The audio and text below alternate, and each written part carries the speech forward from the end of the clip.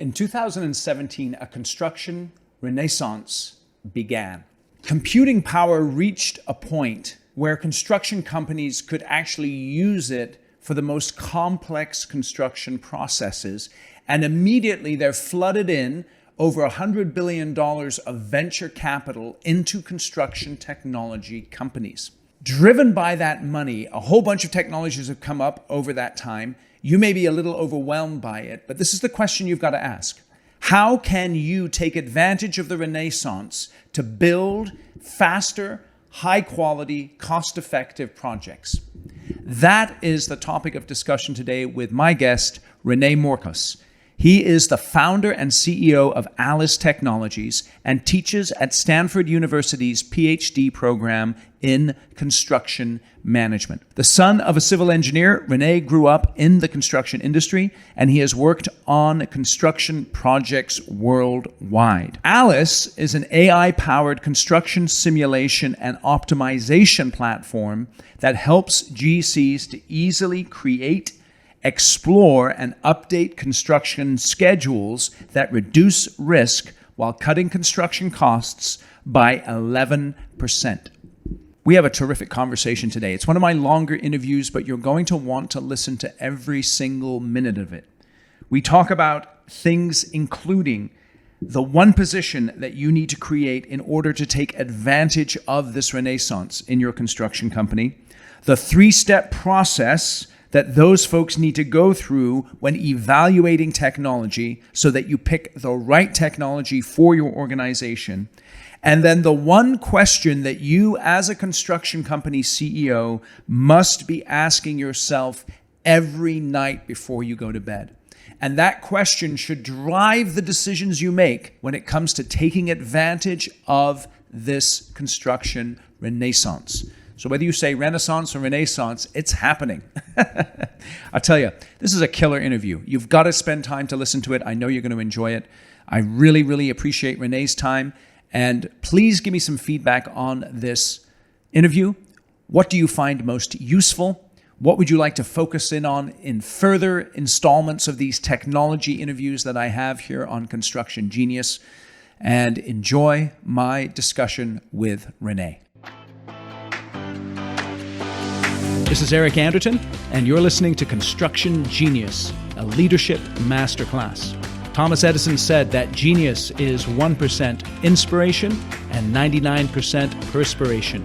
If you're a construction leader, you know all about the perspiration, and this show is all about the 1% inspiration that you can add to your hard work to help you to improve your leadership.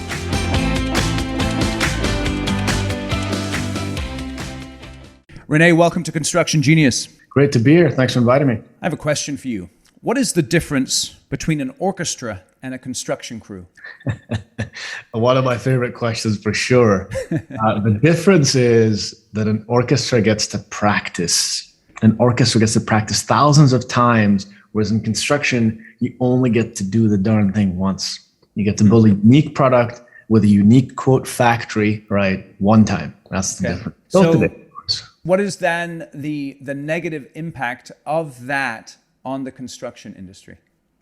Oh my God, construction is a complicated field. And so a question we often get asked at Alice is, what are the critical tasks of my project? Mm-hmm. We often smile and say, well, do you want to know the critical tasks or the critical labor or the critical equipment or the critical calendars or the critical precedence relationships? A lot of these factors or variables interact in complex ways. It is not possible for the human brain to crunch the 3 or 10,000 constraints that you need in order to tease out or understand the complex interactions or patterns between these different variables. What you tend to see is if you were able to build your project 100 different times, you will learn from those 100 different ways of how it gets built, and you'll start to understand that, even though it might seem like the 3-crane option is faster, but actually it's about steel supply and not the number of cranes. Or it's actually, it might seem that doing overtime, in the month of October for everybody was the way to go, but actually all you need to do is work 2 extra shifts on Tuesday and Thursday, or whatever the insight is. So gaining deeper insights into how the complex variables that govern your projects interact is what you get by building it 100 different times before you build it. Okay, so with that in mind, this idea of building it 100 different times, up to a certain period of time, that was impossible, right? You got to build it once, and if you're lucky, you got another project that was similar to it so that you could take your learnings and hopefully increase your profitability. But your perspective is that in 2017, something specifically began which has had a tremendous impact on the construction industry. Can you explain that a little bit to the audience? I call it the construction renaissance, right? And I think a number of factors converged to result in, and I believe it's $170 billion were poured into construction tech that year. And I don't know the exact number. Somebody could look it up. It might be 130, but over $100 billion was poured into the field. The reason that happened is it wasn't a fluke. What happened was that, people often say like, oh, construction isn't innovative. I think that's complete bullshit. We just tend to work on bigger, more complex problems than everybody else. So we were the last ones to be digitized. It took the machines this long to catch up. The thing that really changed was that BIM, or parametric technology, right, for architectural design, the input of construction is design. We had to wait till 2015 for that to be digitized because the buildings are bigger, more complicated than engines. Once design got digitized, once the advent of cloud computing and the Moore's law, the number of processors doubles every 18 months, right? The machines were capable of crunching designs. Once they were capable of doing that, is I think one of the key pieces of the puzzle that enabled the digitization of construction, which is really what we started to see, 2017 moving forward, right? Hundreds of startups suddenly started, being birthed and being founded and digitizing the field. So incredibly exciting time. And the implications are, in my opinion, this is the most exciting time to be in construction in the last, arguably 2 millennia. So it's very interesting here. You've got the digitization of the input. And as a result of that simulation is now possible? Oh, absolutely. Yeah. For the first time ever, you can build it 100 different times before you build it. And that's the thing that we've cracked at Alice, right? Okay. It's a generative construction simulator. So generative means that it just like generative design, right? It goes through lots and lots of permutations. It tries lots of different column heights and column widths and, slab sizes, right? With us, we don't try column heights. We try number of crews, number of cranes, overtime. And so those parameters or input variables change. The computer changes them, changes sequence, changes the number of crews, number of cranes, overtime, all those kind of things, rebuilds your job over and over again. We tend to go through 600 million options in the course of an afternoon, selecting the best 20 or 30. So you can kind of start thinking of how much efficiency you're squeezing out. Right. So let's talk about that a little bit, because if I'm a construction project executive, or I get a new job, or I start interacting with the designer, I'm thinking many times in terms of scheduling. What's my schedule going to look like, and how am I going to apply resources to that schedule in order to do my best to bring the project in under budget and on time? And your contention is that mindset needs to shift a little bit in construction. Can you explain that? Oh, 100%. Stop scheduling, start simulating. And it's really scheduling and estimating, right? But the thing that you want the computer to do is to start building your project for you, right? There's huge advantages that you gain by doing that, right? Because simply put, if the computer has built it for you inside the computer and something changes, you just tweak whatever, you say, hey, there was a delay, hit resimulate, and the software will say, okay, well, if you do nothing, you'll be 4 weeks late. Okay, well, resequence. If you resequence, you're 2 weeks late. Okay, try overtime. Oh, well, now you're a week ahead. Oh, but it's expensive. Okay, well, try maybe adding a crew. Try this. It's a dynamic system that enables you to, the cost of a change is zero. Right. And so once you simulate, right, you have, the other sort of upshot is that you have a very clear idea of how to build it. You forced your project team, right, to be explicit in how, what the assumptions are, how we're going to go about building. You can't just fudge around, some kind of a schedule, right? You've got a very clear idea of what it is that you're doing. It's interesting because I'm putting myself in the shoes of a construction executive or someone who's been in the industry, and perhaps there's a little skepticism here because, we do the simulation, and, it's just like when you might simulate a war game, but then when you start fighting the battle, stuff starts happening, and the simulation goes out the window, and then I just go back to doing what I do. How do you continue to simulate throughout a project so that you can take advantage of that computing power as you're going through the daily grind? Yeah, so like Mike Tyson said, right? Everybody's got a plan till they get punched in the mouth. Right? Yeah, right. Sounds like construction. Yeah, exactly. Yeah, completely right. Things are always on time, never delayed. Everybody does exactly what they're supposed to. It's a stress-free job, and I love the hours. It's always a 40-hour work week, right? Yeah, right. But one of the reasons we created Alice was that, right? I got, I'm a second generation civil engineer, right? I got sick to teeth of, having my buddies who are in other fields, go home at, 5 or 6, regularly, right? You're on a construction job, pretty normal, 7, 8 p.m., you're still there. Right. And I think you should just have better shit to do. Right. So that's the question. We've released what we call the manage feature. Right. And that allows you to update progress, and the software will schedule and reschedule for you on the fly. Right. We're now working on what we call field manage, which is updating, progress directly from the field. Lots of different ways of doing it. There's companies out there that are sort of, automating it using AI. You can use, field sort of input. You can use centralized input. You can import an Excel spreadsheet, import a P6 update. There's lots of different ways, we enable you to do that. But the upshot is that the advantage that you gain is that one reason why people don't really like to use the schedule is the latency is too high.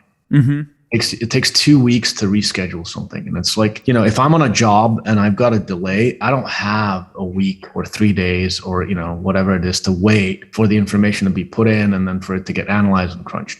With Alice, the paradigm shift, and I define a paradigm shift as 3 orders of magnitude improvement or greater in a metric. Okay. And so with us, the effort required to schedule and reschedule is 10,000 times less. Okay. That's the thing that's incredible. Like, that's the part where, like, at first people are like, no, I'm too busy, right? It's that kind of famous photo of the guy holding the sword, running to battle. Somebody's pointing at this machine gun, and the guy with the sword's like, I'm too busy. I got a war to fight. Yep. And it's really, we've seen this so many times, right? It's like, we understand that you think that what we're offering you is a sword.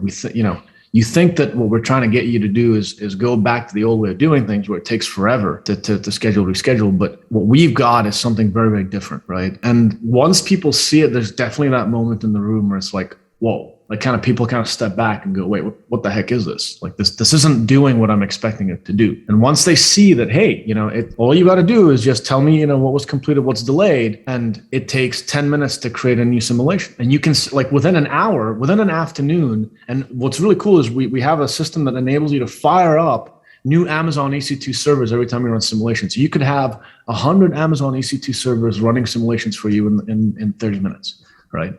Like, that kind of compute power is insane, right? Let me go back then to this idea of the Renaissance, because this is the way I picture it for a lot of construction companies that I know, is that here I am as a construction company with jobs to build, with payroll to hit, with responsibilities to take care of. And then out here is this sort of buzz of technology. And there's a bunch of people bopping around doing their thing, saying, if you do this, then it'll revolutionize your construction company. Mm-hmm. And I see things that maybe would be useful, but at the same time, I've still got to do my work. So in your experience, the most innovative construction companies, how are they handling participating in this renaissance in an effective way? Here's a really interesting kind of provocative thought that I've tried to, think about or figure out. Here's a question. Why do startups exist, right? Okay.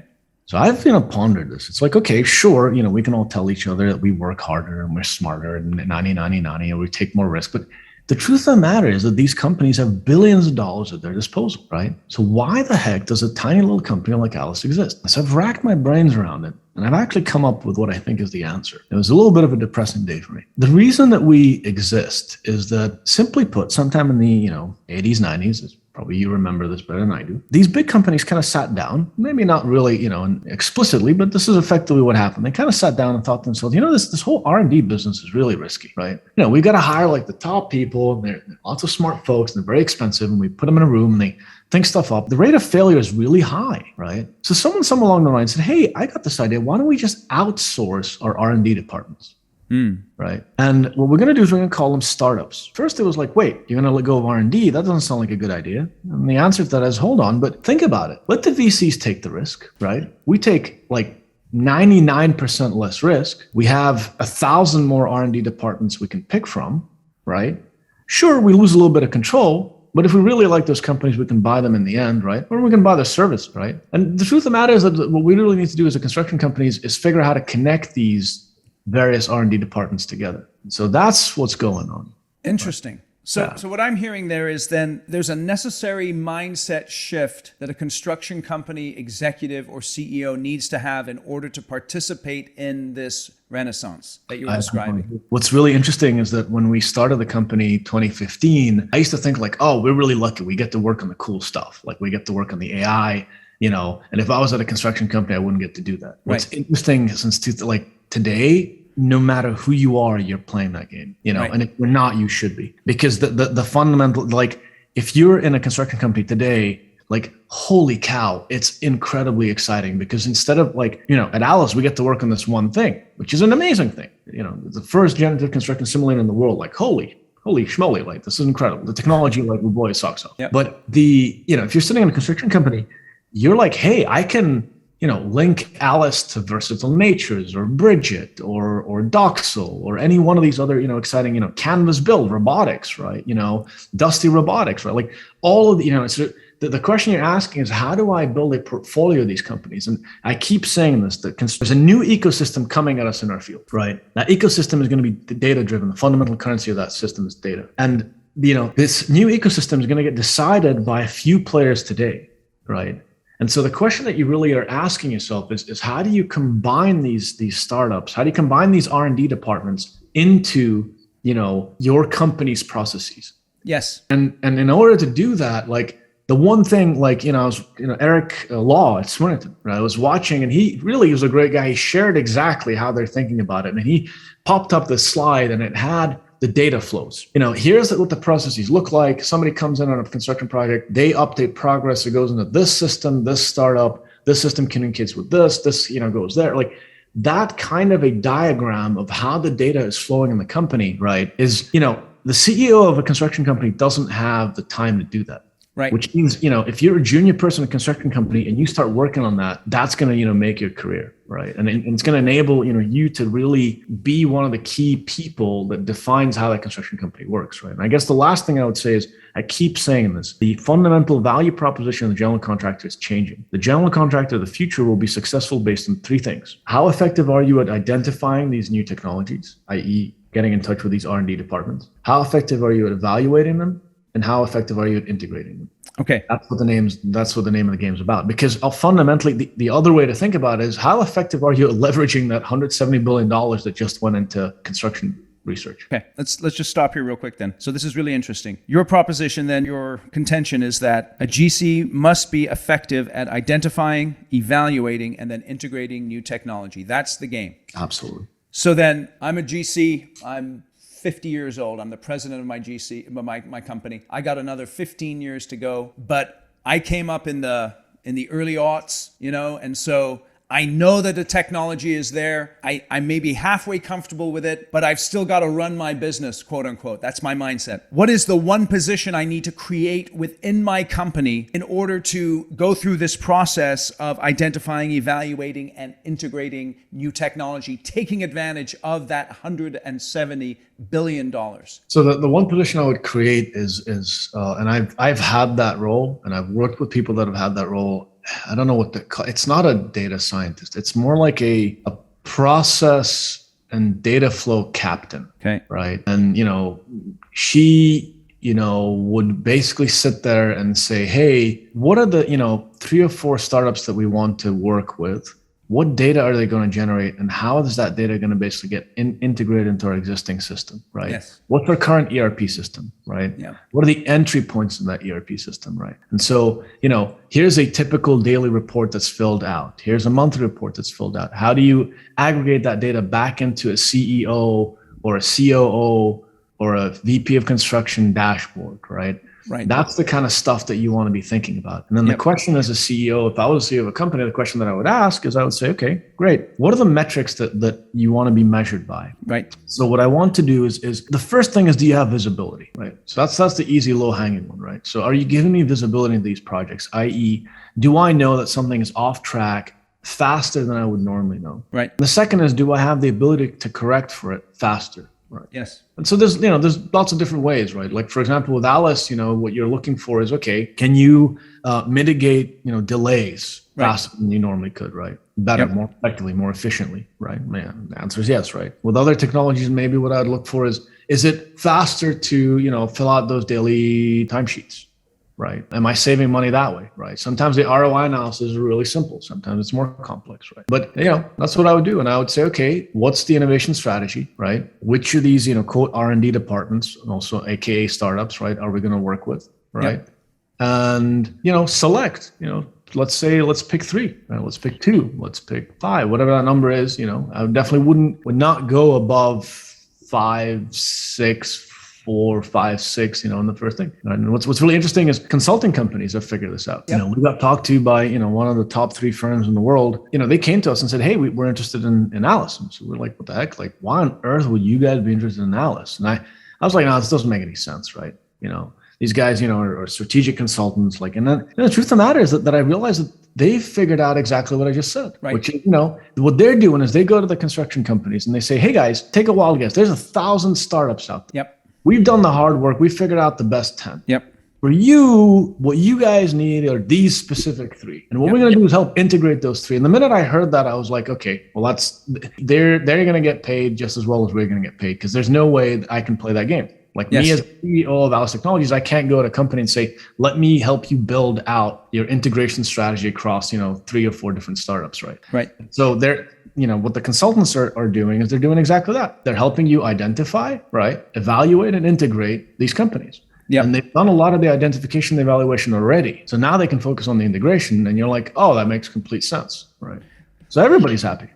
No matter who you are in the ecosystem, you've got this incredible game you can play if you want to play it. Yep. So what I heard there is that my responsibility as the CEO, as a member of the executive team, is to identify those key metrics that I'm interested in, that I need to be able to have visibility on, and then task someone, whether it's an internal person like that process and data flow captain that you said, or an external consultant like you just described, to identify, evaluate, and then integrate the solutions. Absolutely. So the way that I did it, because that was my job for a while. That's how I funded my PhD. Yeah. Right. And so the way I did it is I was kind of like, well, we're going to do the numbers in the spreadsheets, and we're going to have the toys. So number in the spreadsheets are the data. Right. So fundamentally, your ERP system sits on top of data. Right. Most people don't like to mess with it. They want the 3D and the 4D, and they want the fancy toys. So the way I would do it is I'd say, look, guys, you get to play with the toys if you give me the data. Right. Right.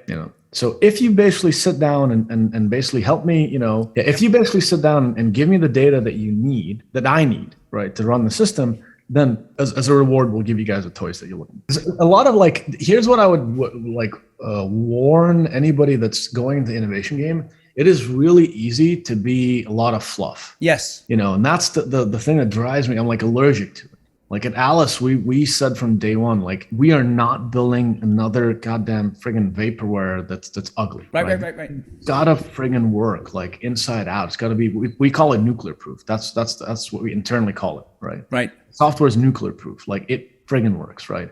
And so the thing with these, a lot of the innovation that happens is it tends to focus a lot on the toys, right? Which is what I call it, which is focus on. Give me an example of the toys. Give me what does that mean? So people can avoid the toys. Okay, here we go. So hey, there's this new tool that allows you to model in 3D. It's called BIM. So when I was doing it, that was the thing. So we're like, oh, okay, so well, we're gonna model this building in BIM. Yeah, but why? What did we really gain out of it? Right. Was there something, did we extract the quantities out of the BIM? Ooh, wait a minute. There we go. So if I extract the quantities out of it, what kind of quantities can I extract? Maybe for reinforced concrete. When I extracted those quantities, did I use them to basically calculate the unit costs or the costs for the concrete? And did that make me more effective in my bid or in accepting bids from contractors for concrete? Right. That's a use case. That's something I can measure, right? Right. Today, for example, folks will be like, oh, well, there's a lot of these data capture companies, right? Companies that capture what's going on in the field, right? Yep. So I'm going to go and capture that data, right? And so, okay, great. But what data did you really capture, and did it really help update the schedule, or was it done manually, right? That's another one, right? So you see the difference between running a tool, right? Running a software, running a robot, right? Versus, hey, is it feeding into my ERP system, right? And so those are the kind of things where, okay, we implemented an easy one, timesheets, right? It's great. Well, the timesheets, folks have filled it out. Now I have an electronic version of those timesheets. We've reduced the number of time I needed. Also, I'm sure there's, insurance implications and so on and so forth. Okay, well, that's a success, right? Yep. And then Like the question that I would ask anybody in innovation, right, is show me the data flow. Okay. If you don't have it, then I call BS. I'm like, no, you should be aware of what data are these darn things generating and where is the data going? Yep. Right. Yep. And if you have that piece of the puzzle, it should help, right, enabling that the innovation doesn't just kind of float. Because what will happen, and I've been there myself. I'm telling you this stuff because I've been bloodied by it many times over. Right. We rush off into the sunset with this cool toy, but then it's like, okay, we everybody around it was cool, but what's the impact, right? And the way that I've learned to kind of ensure that impact is the data integration. The data integration. Okay, so I want to take you back to this process and data flow captain, because what's popping into my mind is a unicorn. And the unicorn is the person who understands construction in their bones and understands technology and the possibilities of what technology can do. That's your unicorn, right? Sure. Now, how many of those unicorns exist within your typical general contractor that, we know a bunch of them here in the Bay Area that are, they're doing anywhere from $100 million to $1 billion, The truth is, I actually don't think it's that difficult or rare. Okay, tell me then. That's good. Help me here with my mindset.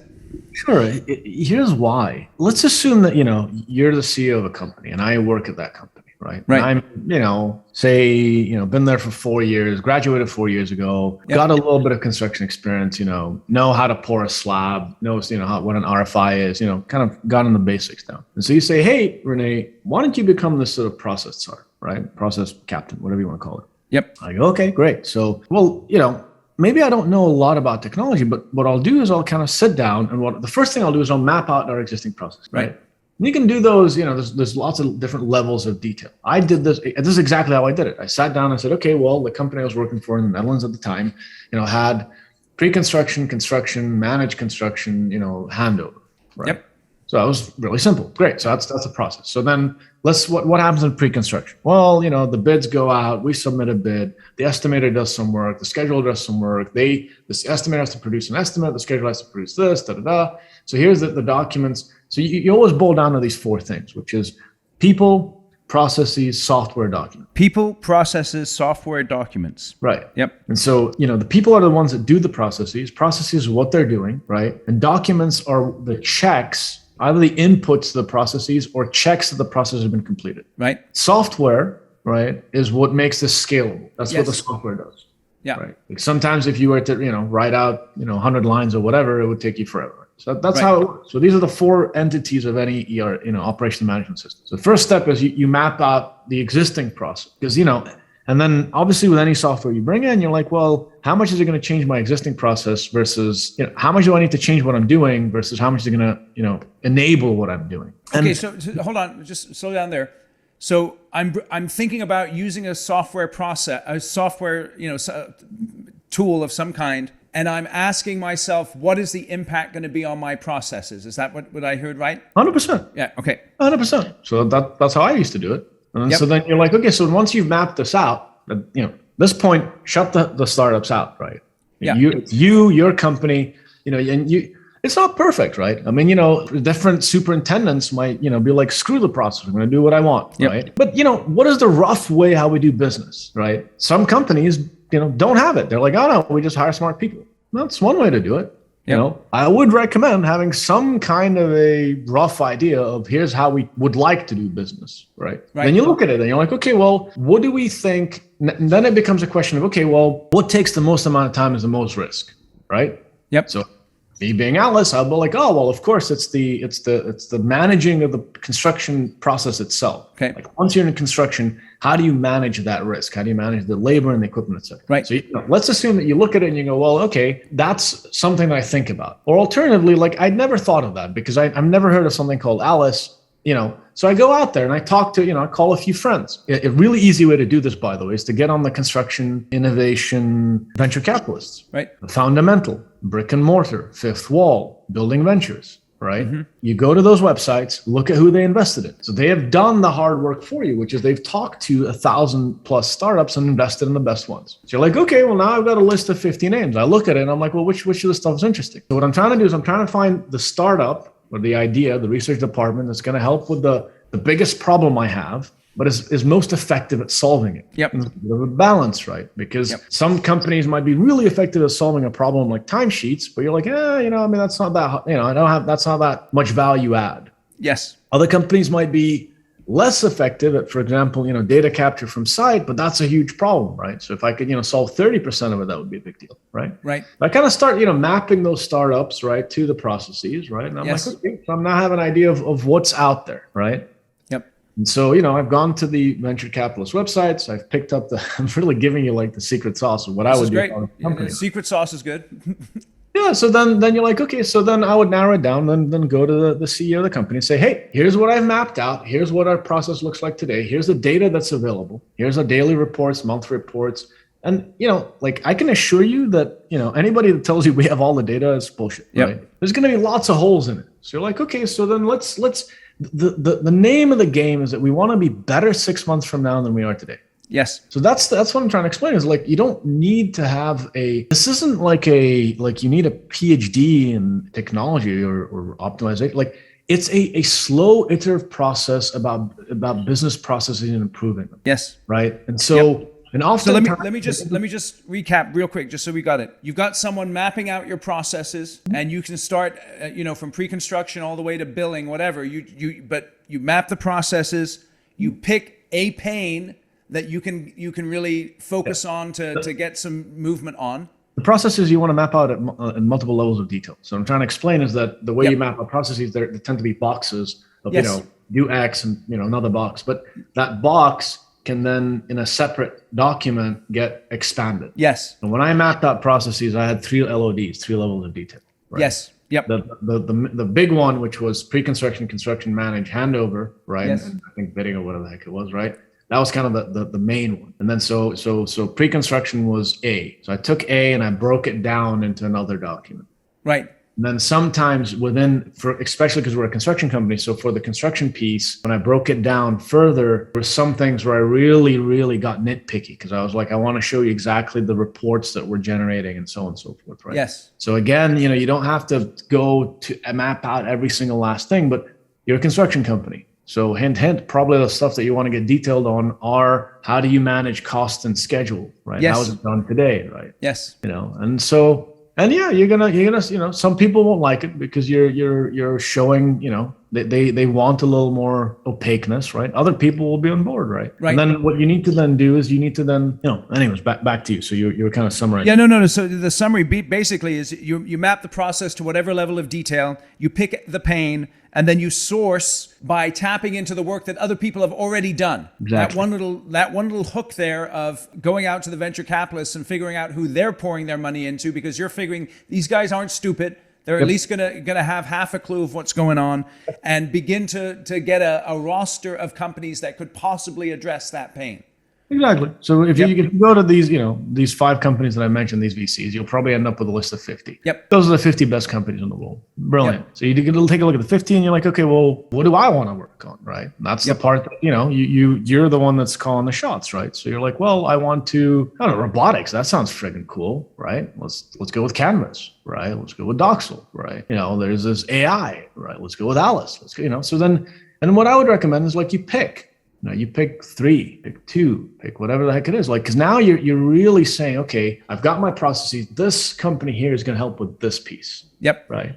Alternatively, then you can go to the CEO and say, hey, we need some, larger directive. Those larger directives can be, I want to digitize, I want to be a paperless company by 2028, right? Or I want to digitize, I want to use machine learning or AI or whatever it is, right? Yep. And so it's okay, we now have a larger directive from the CEO. Right. So okay, great. So how do these things tie into that larger directive? Right. If the directive isn't there, you can kind of come up with it yourself. Right. What's the North Star? And you say, okay, here's what we're going to do. We're going to basically 2 phases of implementing this stuff. Let's go for the easy stuff first. Let's go for the stuff that has the most impact, and then you go from there. And then you're like, what are the key metrics? Here's the thing that startups love, right, is if you give them a clear idea of how you're going to measure. Right. Like this, and it drives us nuts, right? Like we'll go get, people pay us a lot of money and we'll sit down and we're like, okay, well, how do you guys want to measure us? And everyone's like, yeah, whatever. Like, let's just start it. And we're like that really stresses us, because the issue is that, it's kind of like you're playing with the toys. And then 6 months later, you're like, well, what was the impact? And everyone's like, yeah, it was a great learning experience. Right. Nobody wants, not the startups, not the companies, nobody. Right. So, and what's really great is you're like, hey, here are the metrics I'm going to measure you by. I want you to reduce the time to do X. I want you to do this by Y. I want you, and then when you're done with it, you measure it and you're like, okay, well, what was my ROI? Hopefully you can take that, go back to the CEO of the company and say, hey, I asked you for, $150 or $250,000 budget for innovation or whatever, 50,000, whatever the number is. Here's the ROI. You gave me $50,000 a year ago and I returned 150. Yep. Now I want to ask for triple that number, right? And, Bob's your uncle, right? I mean, it's a really cool friggin' game to play, and this is how you play it. And that's like, no matter who you are today, whether you're working at a startup, founding a startup, researching it, doing the podcast, like there's just a lot going on and it's super, super cool. So with that in mind, what is the one question a construction CEO should be asking themselves every night before they go to bed? One question you've got to ask yourself is, how many machines do you control? Okay.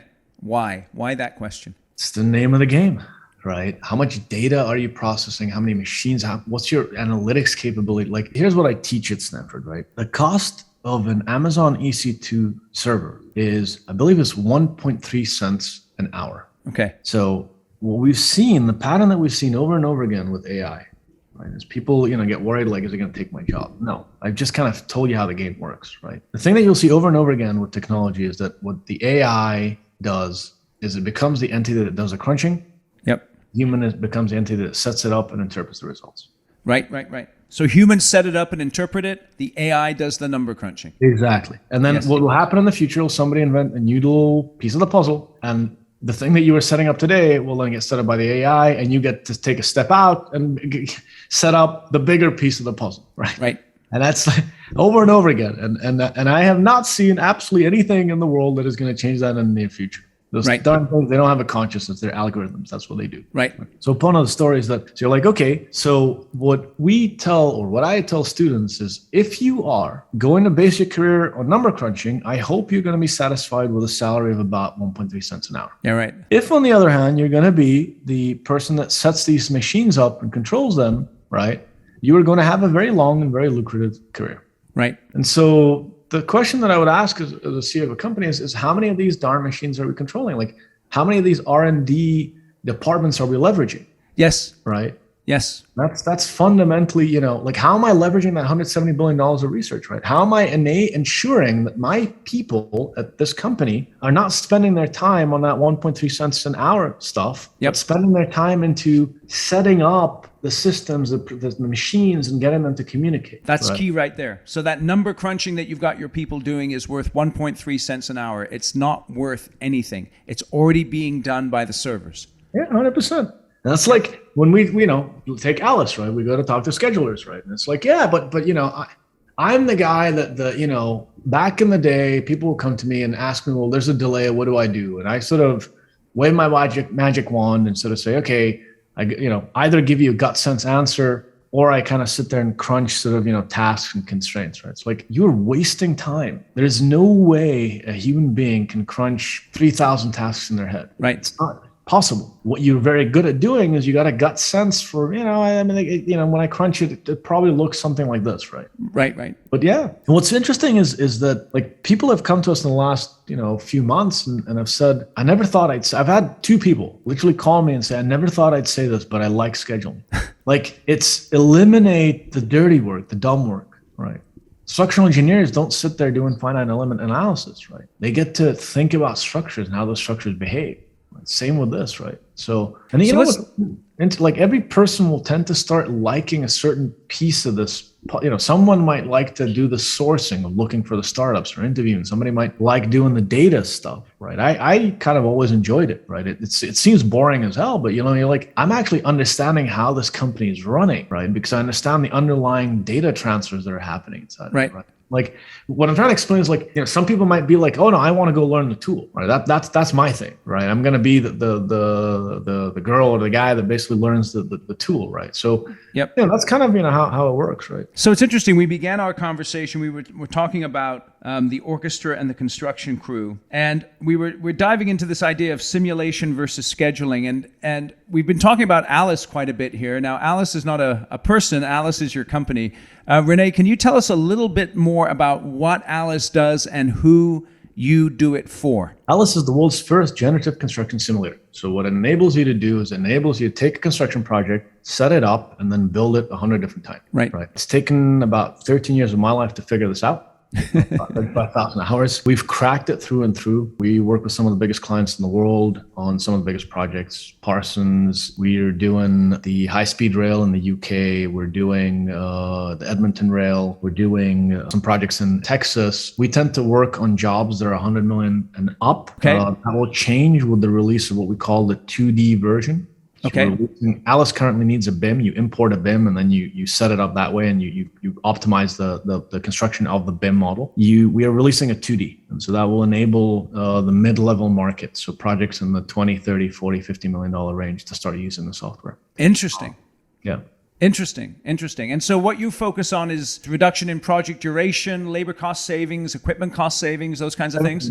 Yeah, on average, you save about 17% on the duration and about 13% on labor and equipment costs. Interestingly, like this is also, we've seen this pattern at Stanford over and over again. Like when you run something in a computer, multiple options in a computer versus doing it by hand, you'll tend to see about that 20-25% improvement. 20 to 25% improvement if you're running it through the computer. If you run lots of options. So if you if you can generate 1,000 solutions versus one by hand, you'll tend to see that 20-25% improvement. It's interesting because you said earlier, I found this fascinating, is that, and this happens in construction all the time, I've got a problem. I know I can't run all the data, so I rely on my intuition.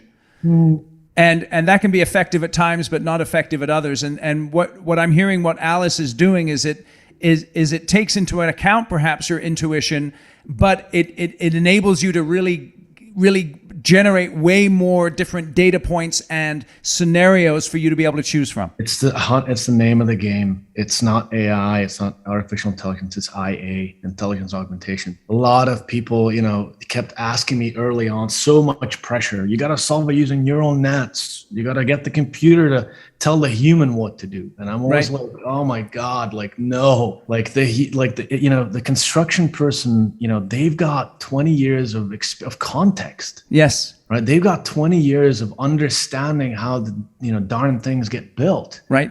Why the hell would we not leverage that? Right. So that's not only that, it's also, if you don't leverage that, like you come to somebody with 20 years of experience and you give them a schedule or you give them a simulation, they're just like, what the hell is this? Like, why am I going to believe it? Right. Where do the assumptions come from? Right. That's the thing. It's like I intuitively knew this, right? Because I'm a second generation civil engineer. It's like, you've got to leverage that. Right.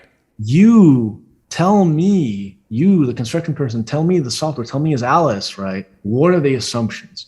Right. What are the rules? How do you think? Like the value of a structural engineer is not crunching finite element analysis. The value of a construction person is not crunching constraints. The value of an architect is not creating copies of blueprints. An architect understands, materials and space and time and how these things come together. A structural engineer understands how structures behave, and a construction person understands how construction behaves. That's their value. Leverage the value. That's great. Let the machine do the crunching. Let the human do what they're best at. That's great. I love that. Okay, so if people want to get in touch with you, how can they get in touch with you, René? It's really easy. AliceTechnologies.com. Shoot us an email. Don't take my word for it. Like I like to say, take it for a spin. It's super fun and it's very powerful.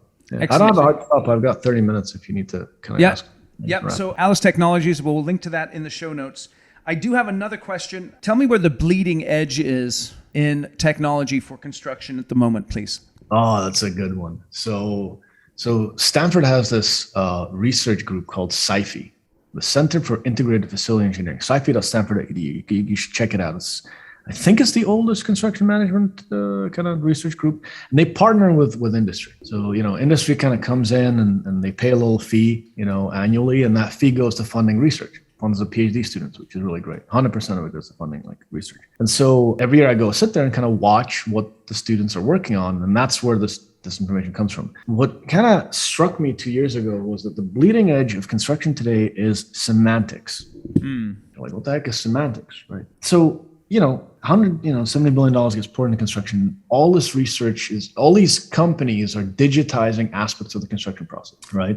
The supply chain is getting digitized, timesheets are getting digitized, the scheduling, the simulating, right? Data capture, all of that stuff, all that jazz is getting digitized, right? On the other hand, the bricks got to go on top of each other. You've got an analog reality. Two worlds need to communicate. Here's an example. Let's say that you do a data capture on progress. You go out, you take a point cloud, right? That point cloud is in a different format than the schedule, the plan, right, simulation. Right. So how do you convert the point cloud into the BIM? How do you convert the BIM into progress? Right. In order to do that, you need to start knowing things like what makes a column a column. In order to build a concrete column, I need to have 5 tasks. These tasks require resources. Those resources are labor, equipment, material, like teaching the semantic underpinnings of our field. And that's I call that the semantic translator between the real and the digital worlds. Okay. So just real quick, for a dummy like me, give me what do you mean by semantic specifically? Semantic is what makes a door. Okay. Right? Think about it. It's like, well, I know what a door is. Great. But how do you teach a computer what a door is? Oh, well, it's this big slab of wood between 2 rooms. Okay. Well, can it be metal? Oh, yeah, sure. Okay. Well, it's a big slab of something. Oh, so, well, what are rooms? Oh, well, it's 2 enclosed areas inside of a building.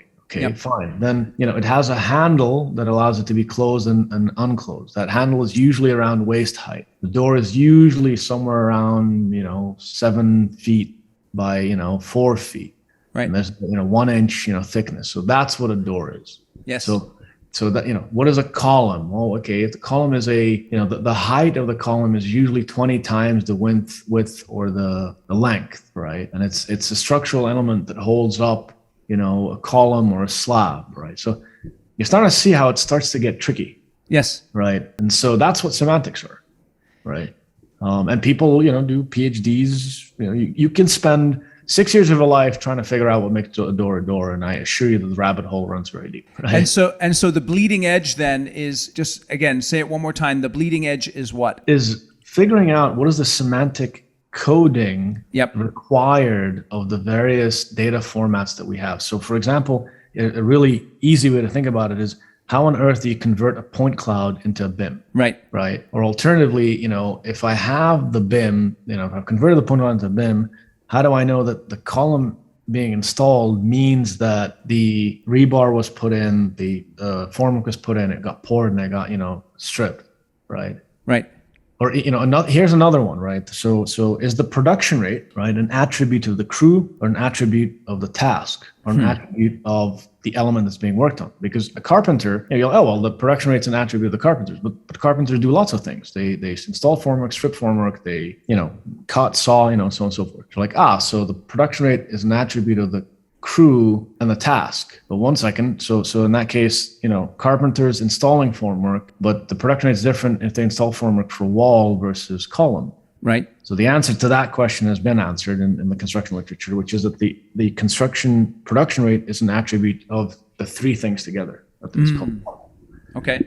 That's the kind of stuff that if you had a full semantic encoding of the data, you could there would be seamless integration across all systems, right? So that's the key right there. The idea of the semantic, the work that's being done with semantics is for the purpose of the integration and interpretation of the information in various places on the project. 100%. Well, you could start asking things like, theoretically, you could start asking like really complex questions. For example, query my database of past projects and tell me, what are the risk factors that led to the delay of, pouring concrete? And the answer would be, I've done it and I've realized that it's the inspectors, for example, that we're lacking, right? at what point would you be able to do something like that? We're a long ways away, but that's where the research is. Right. Yep. Okay. Excellent. By the way, I found the Stanford Engineering Center for Integrated Facility Engineering. Is that the one you were referring to? SciPe.stanford.edu. Yeah. Yeah. Excellent. I'll link to that in the show notes as well. René, you've been very generous with your time here. As we're wrapping up here, just by way of summary, give me 3 action items a construction CEO can take to participate in the construction renaissance. First is designate someone to be the process and data captain. Yes. Because that's, and don't call them innovation person, because they might tend to go out and just buy a lot of toys. Right? Call them the process and data captain, right? And that is enabled by innovation. Very good. Right? So that's step 1. Step 2, figure out how you're going to identify, evaluate, and integrate, these 1,000 R&D departments that have suddenly cropped up at your disposal.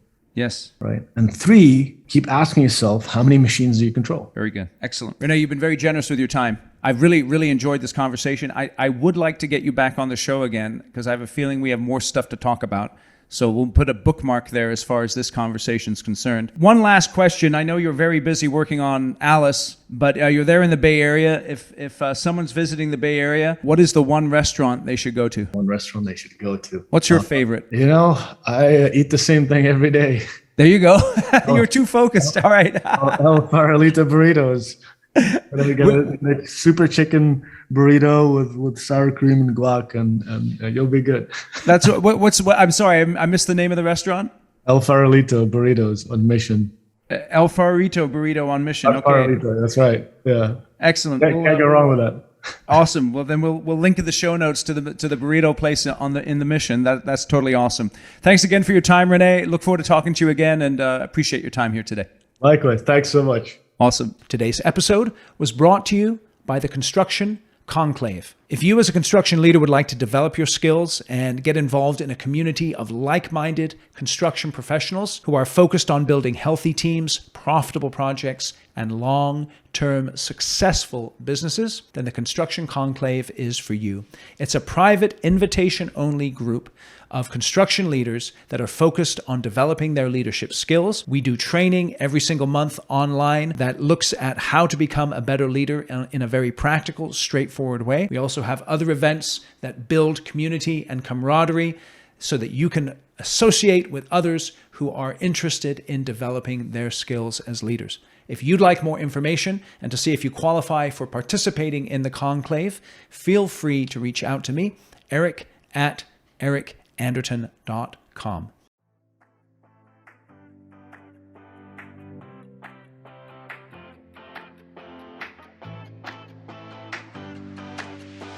Thank you for listening to this episode of Construction Genius. Hope you found that 1% of inspiration to help you in the next few days. If you like the show, please give us a 5-star review on iTunes, share it with other construction leaders who you think would benefit, and thanks again for listening.